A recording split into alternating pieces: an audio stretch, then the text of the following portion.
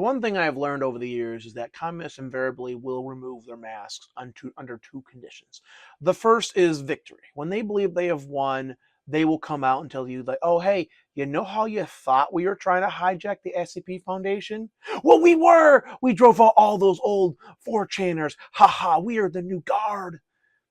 And then the second time is when their agenda is threatened. Now, the more clever ones will be more subtle about it, but let's be honest, if the communists were intelligent, they wouldn't be communists.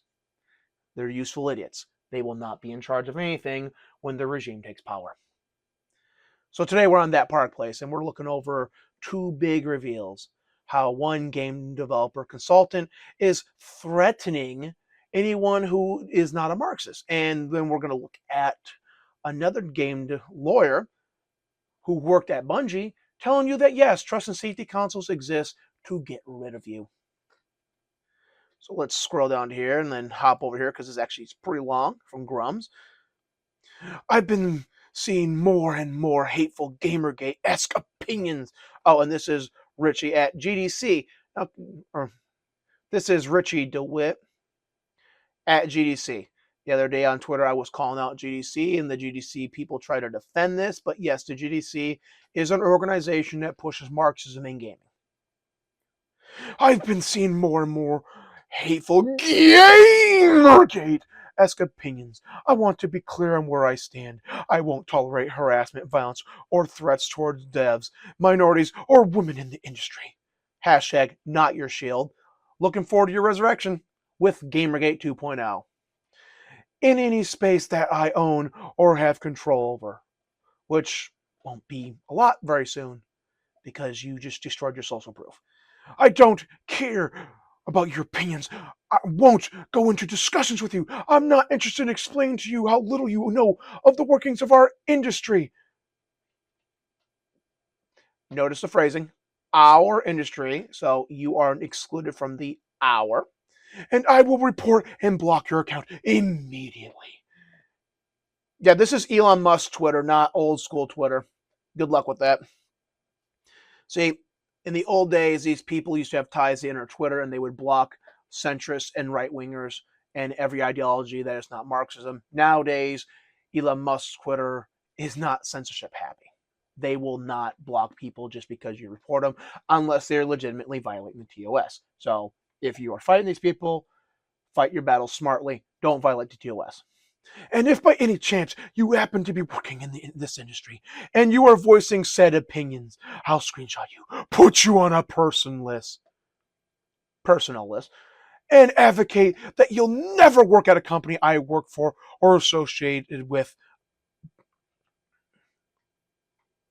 Yeah, I actually read that. I actually thought I screwed up there. Cheers. Cool. So, setting aside the legality of that, I highly doubt that companies are going to want to engage with this when ESG and DEI is being struck down, when ESG loans and investments are being removed at record rates. Last year, over 50% of ESG loans and investment funds were shut down, and the process keeps accelerating. These people exist because of big finance, and big finance is pulling out of the woke scam for now. Now, to be fair, they have rebranded and they're going to try to keep pushing this, but the courts are striking down DEI, and some investment firms are actually going to go bankrupt because they try to push DEI, and ESG will become a very minor thing. The social credit system, the ESG, is done. Hopping back over to That Park Place. Sorry about that. So the TLDR here is my CPU is really old and I need to replace it, and I can't get a new CPU, a modern CPU, because my mother was too old. So yeah, we're going to have issues like that. This is the former Bungie Lawyer, and he was also a producer on the Detective Pikachu movie. He worked at the Pokemon Company. And this guy here, he just fully reveals exactly what a lot of us have thought and what a lot of people claimed over the years about trust and safety consoles. And it never occurs to them that the reason nobody made games for them was because nobody wanted to make those kinds of games. Nobody wants your money because no one wants you in their environment. Take it from someone whose job was figuring out ways to get rid of you. All right, so before Marxists came into the industry was actually very successful and made games for gamers.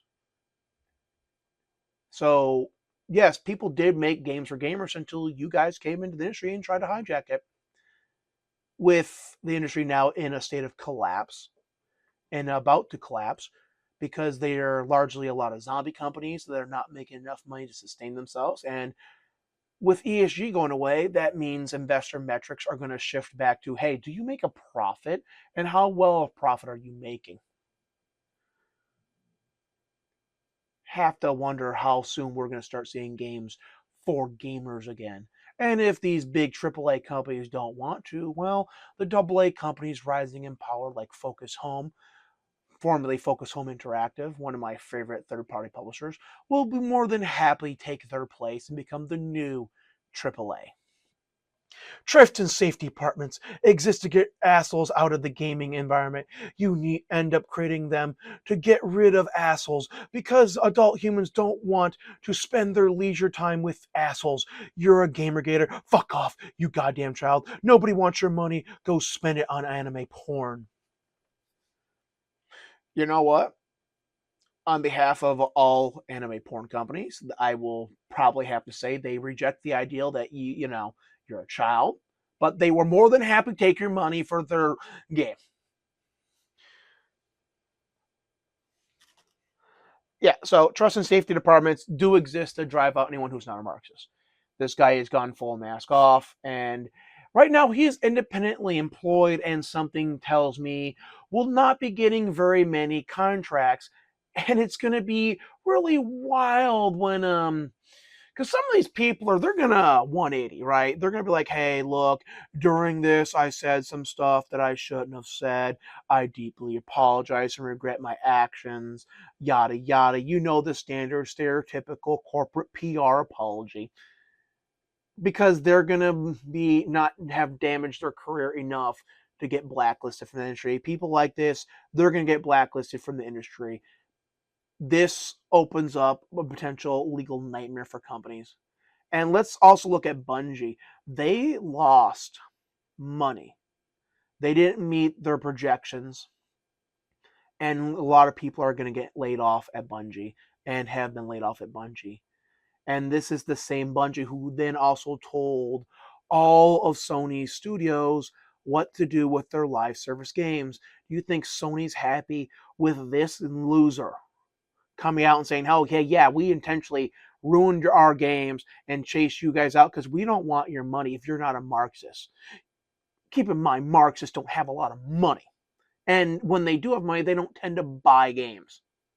There's like a handful of games Marxists will legitimately buy. And aside from those series, it is the general public that is buying this stuff, and the general public is done with this. This dude is going to be unemployable. This dude is going to be unemployable. It's just a matter of time before the pendulum swings back past the middle point. And these people are going to be in a panic mode. Mask is off. We see who they are. Don't forget.